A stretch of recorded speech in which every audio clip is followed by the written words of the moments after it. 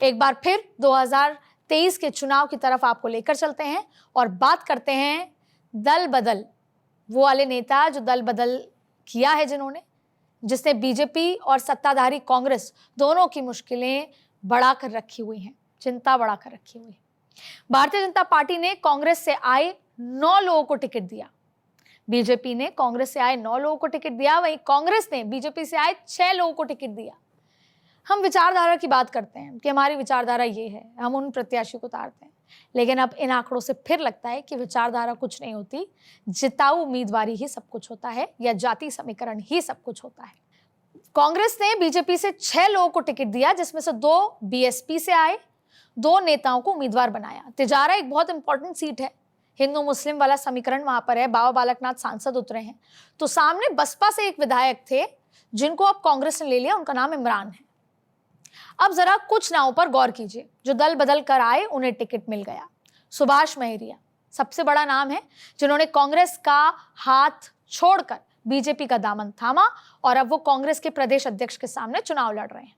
उन्हें उसका इनाम भी मिला और उन्हें लक्ष्मणगढ़ सीट से पार्टी का प्रत्याशी बनाया गया है। उसी तरह कांग्रेस से बीजेपी में शामिल हुए सुभाष मील को भी खंडेला से उम्मीदवार उतारा गया। कुछ तो एग्जाम्पल ऐसे हैं जो रात को टिकट ज्वाइन किया और सुबह शायद 8 बजे पहले टिकट अनाउंस हो गई। कुछ एग्जाम्पल ऐसे हैं जिसमें शर्त लगाई गई, मलिंगा का एक एग्जाम्पल है, उन्होंने कहा सिंबल दोगे तभी ज्वाइन करूंगा।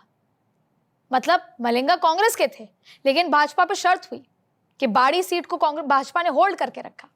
एक बार फिर यह समझना जरूरी है कि विचारधारा नहीं, जिताऊ उम्मीदवारी। अब आपको खंडेला का जिक्र किया, एक बार कांग्रेस का एक बड़ा नाम है जो बीजेपी में शामिल हुए, वो है ज्योति मिर्धा। ये जो नागौर का बेल्ट है 10 सीटों का, उस पर काफी इंपैक्ट है, जाट बड़ी नेता हैं जिन्होंने बीजेपी से नागौर सीट से अपने प्रत्याशी उनको बनाया है बीजेपी ने। उसी तरह डॉक्टर शिवचरण कुशवाहा, रेवत राम डांगा, लक्ष्मण राम मेघवाल, उदयलाल डांगी को भी कांग्रेस से बीजेपी में आने का इनाम मिला और टिकटें मिली, उन्हें चुनावी रण में उतारा गया। अब उन नेताओं की बात कर लेते हैं जो अपनी पार्टी छोड़कर कांग्रेस में शामिल हुए और उन्हें टिकट मिला। बीजेपी से कांग्रेस में शामिल हुए मनीषा गुर्जर को पार्टी ने खेतड़ी से प्रत्याशी बनाया। बीजेपी से बागी प्रशांत परमार, ये बाड़ी का मैं जिक्र कर रही थी आपसे, जैसे ही मलिंगा बीजेपी से टिकट दी गई तो उनको कांग्रेस से दी गई। अब उनको बाड़ी से कांग्रेस ने टिकट दिया है। वहीं बीएसपी से कांग्रेस में शामिल हुए इमरान खान को, जिसका मैं जिक्र कर रही थी, तिजारा से बाबा बालकनाथ के खिलाफ उम्मीदवार बनाया गया। पूरा हिंदू मुस्लिम चुनाव उस सीट पर हो गया, जिसका इंपैक्ट आसपास की सीटों पर या पूरे प्रदेश पर पड़ता है। भाजपा से हाल ही में बाबा बालकनाथ ने एक बहुत महत्वपूर्ण बात कही कि कोई कांग्रेस बीजेपी का राजस्थान में चुनाव नहीं है, ये भारत पाकिस्तान का मैच है। अब इस बयान से आप अंदाजा लगा सकते हैं कि चुनाव और चुनावी मुद्दे किस तर्ज पे जा रहे हैं। अब बसपा से कांग्रेस में एक और नेता शामिल हुए और उन्हें भी इसका इनाम मिला।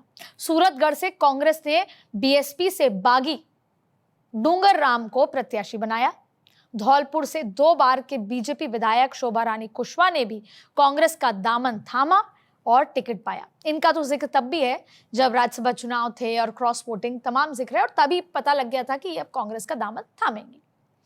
उम्मीदवारों की ये दल बदली किस दल को फायदा पहुंचाएगी, किस दल को नुकसान करेगी, ये तो चुनाव के नतीजे के आने के बाद पता चलेगा। लेकिन दोनों ही पार्टियां भाग चुकी हैं, ये पता चल चुका है कि हमको, क्योंकि जब कोई बागी होता है तो वो अपनी पार्टी को नुकसान पहुंचाता है जिससे वो था, नाराज होता है, वोट काटने की कोशिश करता है। और दोनों पार्टियां समझ गई हैं, दोनों पार्टियों की चिंता है कि उनके बागी नेता उनको कितना नुकसान पहुंचाने वाले हैं। लेकिन सही आंकड़े 3 दिसंबर को पता चलेंगे कि दल बदलू और निर्दलीय उम्मीदवारों ने दोनों ही पार्टियों के पेच जो फंसा रखे हैं उसका अंतिम निर्णय क्या रहा। राजस्थान के रण में इस बार बड़ी संख्या में मजबूत बागी मैदान में, ऐसे में चुनाव दोनों राजनीतिक दलों के लिए फंसा हुआ है। बीजेपी के सबसे बड़े योद्धा प्रधानमंत्री नरेंद्र मोदी ने अब पूरी तरह से कमाल संभाल ली है और आप लगातार देख रहे हैं कि नरेंद्र मोदी ने, जिसे कहते हैं लीविंग नो स्टोन अनटर्न्ड, हर जगह धुआंधार प्रचार चल रहा है। योगी आदित्यनाथ, अमित शाह के रोड शोज, नितिन गडकरी से लेकर तमाम दिग्गज नेता आपको जमीन पर दिख रहे हैं। तो वहीं राहुल गांधी घर कर चुके हैं राजस्थान में, वहां रहने लगे। बीजेपी ने किसी को भी मुख्यमंत्री का चेहरा नहीं बनाया और ये अपने आप में पिछले 6 महीने से या कह लें 2 साल से एक सवाल था और अभी भी एक सवाल है। ऐसे में पार्टी अपने बड़े चेहरे प्रधानमंत्री मोदी, गृह मंत्री अमित शाह, यूपी के सीएम योगी आदित्यनाथ, बीजेपी अध्यक्ष जेपी नड्डा के सहारे राजस्थान में अपनी मजबूत दावेदारी पेश कर रही है। अब कांग्रेस का जिक्र करते हैं। कांग्रेस राजस्थान के रिवाज को तोड़ने के लिए कई रणनीति पर काम कर रही है। जयपुर पहुंचकर कांग्रेस नेता राहुल गांधी पार्टी की रणनीति को धरातल पर उतारने के लिए जोर शोर से लगे हुए हैं। सचिन पायलट, अशोक गहलोत को साथ एक तस्वीर में दिखाने के अभय प्रयास लगातार कर रहे हैं। कांग्रेस वॉर रूम में लगातार बैठकें जारी हैं और राहुल गांधी की निगाहें मेवाड़ की तरफ भी हैं। राजस्थान की सियासत में कहा जाता है कि जिसने मेवाड़ जीत लिया उसने राजस्थान का रण जीत लिया। मेवाड़ राजस्थान की सियासत में खासा सरूख रखता है, लेकिन कांग्रेस को पता है कि मेवाड़ पूरा भगवा रंगा हुआ है। ऐसे में मारवाड़ पर अब कांग्रेस अपनी नजर गड़ाए बैठी है। अब आपको खास बात बताएं, कांग्रेस ये चाहती है कि सचिन पायलट और अशोक गहलोत मारवाड़ में और पूर्वी राजस्थान में एक साथ दिखेंगे तो भाजपा कांग्रेस को फायदा होगा, भाजपा को नुकसान होगा। बीजेपी और कांग्रेस दोनों चाहे मेवाड़ के इलाके में जनसभाएं लगातार कर रही हैं, मारवाड़ के इलाके में कर रही हैं। अब ऐसे में तो मेवाड़ तय करेगा कि किसका होगा राजस्थान में फतेह कौन करेगा। लेकिन 2018 में मेवाड़ जीता तो बीजेपी ने, लेकिन सरकार में आई कांग्रेस।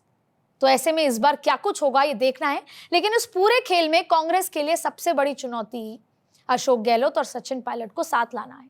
अब पिछले कुछ घंटों से, कुछ दिनों से आपने देखा होगा कि दोनों मुस्कुराते नजर आ रहे हैं, दोनों हाथ में हाथ डाले नजर आ रहे हैं। ये सब यूं ही नहीं हुआ, ये रणनीति के तहत है। दोनों के बीच पैचअप कराना, तस्वीरें साफ लाना कार्यकर्ताओं का मनोबल भी बढ़ाता है और एक मैसेज भी देता है। अब आप देखिए 16 नवंबर को जो तस्वीरें जयपुर में दिखाई दी वो कांग्रेस पार्टी को थोड़ा राहत देने वाली थी। और ये कहा गया राहुल गांधी, सोनिया गांधी, प्रियंका गांधी, केसी वेणुगोपाल की तरफ से बोला गया कि ऐसा कीजिए और आने वाले दिनों में आप उनको साथ खाना खाते हुए भी देखेंगे। बीजेपी में राहुल गांधी और एक तरफ सचिन पायलट तो दूसरी तरफ अशोक गहलोत, तीनों ने एक साथ मंच साझा कर कांग्रेस को एकजुट होने का संदेश दिया और जनता को भी संदेश दिया। ऐसे में कांग्रेस आलाकमान राहुल गांधी की कोशिश है कि मतदान से पहले जनता को यह संदेश दिया जाए कि राजस्थान में दोनों नेता गहलोत और पायलट के बीच सब कुछ सामान्य चल रहा है। इसलिए जो ये साइलेंट वोटर है गुर्जर, अगर गुर्जर और जो माली वोट एक साथ हो जाए तो कांग्रेस के लिए मिराकल हो जाएगा। तो गुर्जर वोट किस रुख पे जाता है ये देखना होगा। वो साइलेंट है, वो पर सीट पर डिसाइड कर रहा है कि उसको किसको वोट देना है। तो ये कांग्रेस की एक बड़ी वजह है कि क्या होगा आगे। राजस्थान में कांग्रेस सत्ता में बने रहने के लिए पूरा दमखम दिखा रही है। कांग्रेस नेतृत्व लगातार ये दिखाने की कोशिश में जुटा है कि पार्टी में सब कुछ, सारा मनमुटाव सामान्य हो चुका है और एकजुटता है।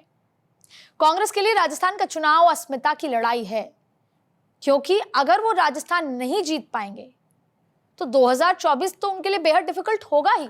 लेकिन जिन योजना, ओपीएस, तमाम जो गैस 500 रुपए, ये तमाम ऐसी योजनाएं हैं, महंगाई राहत, जिससे उन्होंने हिमाचल जीता, कर्नाटक जीता, लेकिन खुद राजस्थान नहीं जीत पाए, तो ये कि बड़ा सवालिया निशान होगा। ठीक वैसे ही भारतीय जनता पार्टी के लिए राजस्थान 2024 से पहले परसेप्शन की लड़ाई है।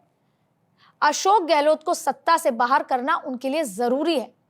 बीजेपी को राजस्थान में जीत का समीकरण बिठाने के लिए वसुंधरा राजे सहारा चाहिए होगा।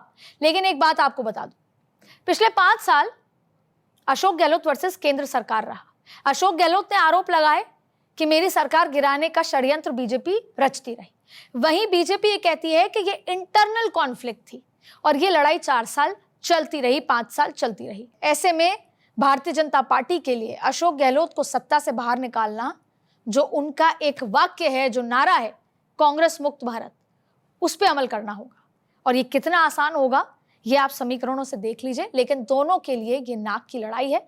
वहीं वसुंधरा राजे की चुप्पी, जिस तरीके से 2018 में उन्होंने चुनाव प्रचार किया, इस बार उतना धुआंधार चुनाव प्रचार वो नहीं कर रही, ये भी एक बीजेपी के लिए बड़ा फैक्टर होगा। यही वजह है कि बीजेपी कोशिश लगातार कर रही है कि वो हर मंचों पे दिखाई दे। जिस तरह से 2018 में उन्होंने आक्रामक चुनाव प्रचार किया, अभी वो साइलेंट नजर आ रही है। तो क्या वसुंधरा राजे और सचिन पायलट का साइलेंट क्या संदेश देगा और दोनों ही पार्टियों के लिए क्या इफेक्ट करेगा? सचिन पायलट और वसुंधरा राजे से एक बड़े वर्ग का वोट बैंक जुड़ा है। ऐसे में दोनों का साइलेंस चुनाव में दोनों ही पार्टियों को क्या दशा और दिशा दिखाता है, ये देखने वाली बात होगी। अब ये देखना भी बड़ा दिलचस्प होगा कि साइलेंट वोटर, क्योंकि मैं हर जगह होके आई, बीकानेर, जोधपुर, अलवर, तमाम 200 सीटों में से लगभग 150 से ज़्यादा सीटों पर साइलेंट वोटर साइलेंट भी है और स्मार्ट भी है। तो ऐसे में वो साइलेंट वोटर घर से निकलकर किस बटन को दबाता है, ये दिलचस्प होगा। राजस्थान वोटर के मन में क्या चल रहा है, ये समझना हर सियासी पार्टी के लिए पहले की तरह बहुत कठिन हो गया है। कहते हैं, अपनी तलवार की गूंज देश दुनिया को सुनाने वाले राजपुताना जब चुनाव के मैदान में उतरते हैं तो बिना शोर के सत्ता बदल देते हैं। और इस लिहाज से 2023 के विधानसभा चुनाव भी दोनों पार्टियों के लिए बड़ी अग्नि परीक्षा बने हुए हैं। वोटर मन में चुनाव का माहौल सेट कर चुके हैं, लेकिन जनता के मन की माप लेना कांग्रेस और बीजेपी दोनों के लिए टेढ़ी खीर दिखाई दे रहा है। दोनों ओर से अपनी अपनी जीत के दावे मरुभूमि में सियासत तूफान खड़ा कर रहे हैं, लेकिन वोट रतीले तूफान के बाद दूर दूर तक छाए सन्नाटे की तरह अपने मन की भाव छिपाए बैठा है वोटर। अब इस सन्नाटे के पीछे सिर्फ 2023 ही नहीं, 2024 के चुनाव की आहट भी सुनाई पड़ रही है। तो आज के शो में बात सिर्फ समीकरणों की जो जनता के वोट का मूड तय कर रहे हैं, वोटिंग के बाद के विश्लेषण में वो फैक्टर जो जीत की राह प्रशस्त करेंगे।